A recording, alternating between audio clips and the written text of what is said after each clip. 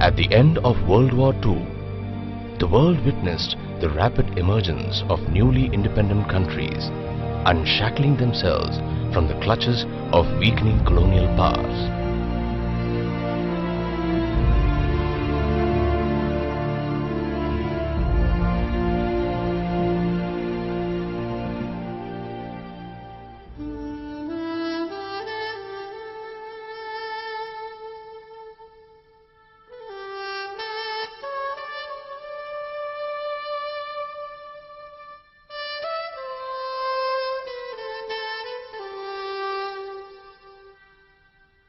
Bharat finally obtained its independence on August 15, 1947.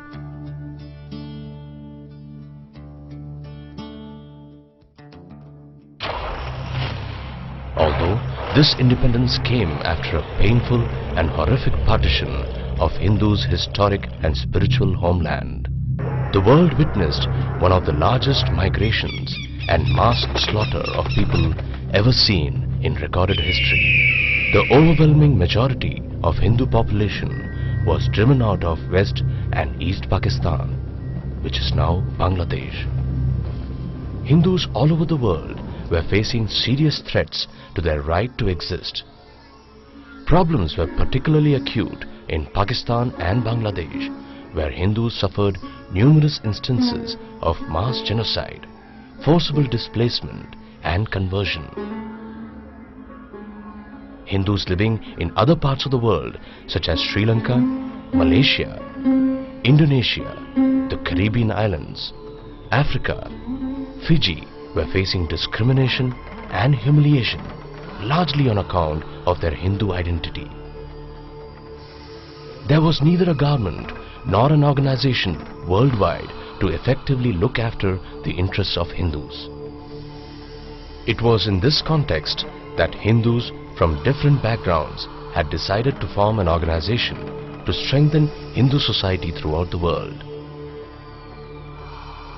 Prominent and respected Hindu leaders such as Swami Chinmayananda Saraswati, Sri M.S. Golwalkar, Sri Shivram Shankar Apte, Sardar Master Tara Singh, Jain Muni Sushil Kumar, and all the assembled leaders on August 29, 1964, on the day of Krishna Janmashtami, finally formed the Vishwa Hindu Parishad.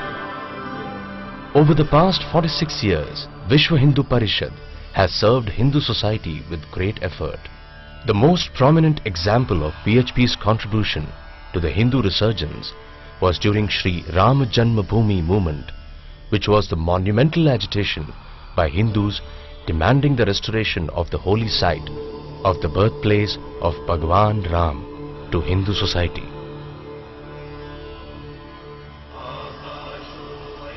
Our forefathers have worked hard to nourish and preserve Hindu society. Other societies which were ruled by either imperialistic, Islamic or Christian forces failed to retain their native religious traditions and instead were converted to the religions of their conquerors. Hindu society, however, in the subcontinent valiantly resisted over a period of 1200 years.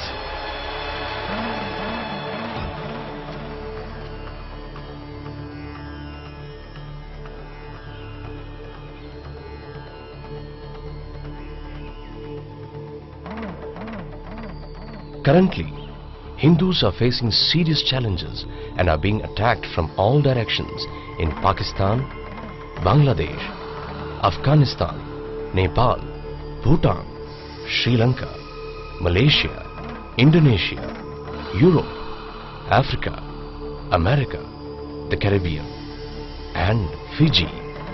In Bharat, Hindus continue to face disadvantage and discrimination vis-a-vis other communities. Given this scenario that confronts Hindus, it is necessary to assemble once again.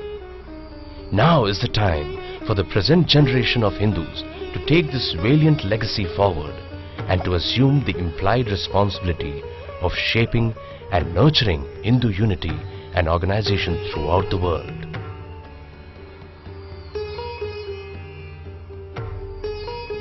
The World Hindu Foundation proposes to organize the first World Hindu Congress in the year 2014.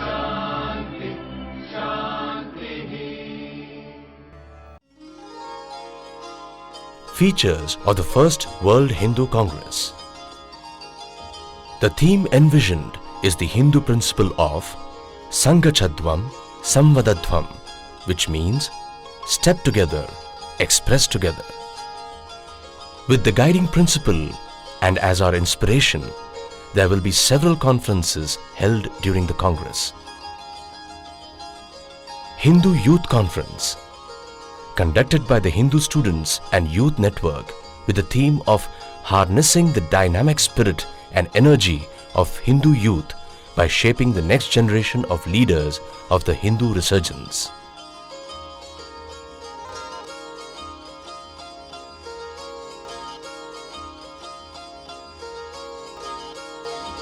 Hindu Economic Conference, conducted by the World Hindu Economic Forum with the theme of shaping the world economy along with making Hindu society prosperous, so that it can decisively influence the world economy.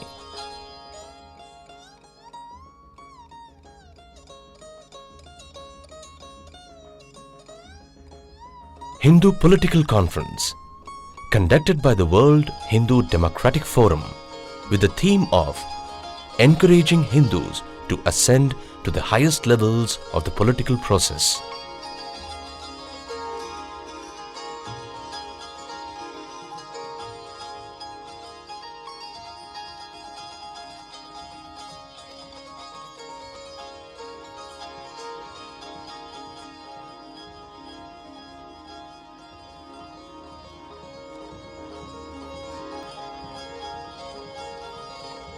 Hindu Educational Conference, conducted by the Hindu Education Board with the theme that education will be instrumental for the Hindu reawakening and revival. The conference will bring together the top experts and experienced officials in the field of education who can pool their expertise and experience to develop strategies to provide quality and well-rounded education to all members of the Hindu society. Hindu Organizational Conference, conducted by the Hindu Organizations, Temples and Associations Forum, the HOTA Forum, with the guiding theme of Sanghe Shakti Kalyuge. Organization is strength. The primary goal is to provide a platform for the Hindu organizations, associations and institutions that are nobly working to serve Hindu society in their individual capacities. Hindu Women Conference, conducted by Hindu Women Forum, inspired by the theme of increasing the role of women in the Hindu Renaissance. The conference aims to come up with strategies of how Hindu women can be at the forefront of the Hindu Renaissance and resurgence.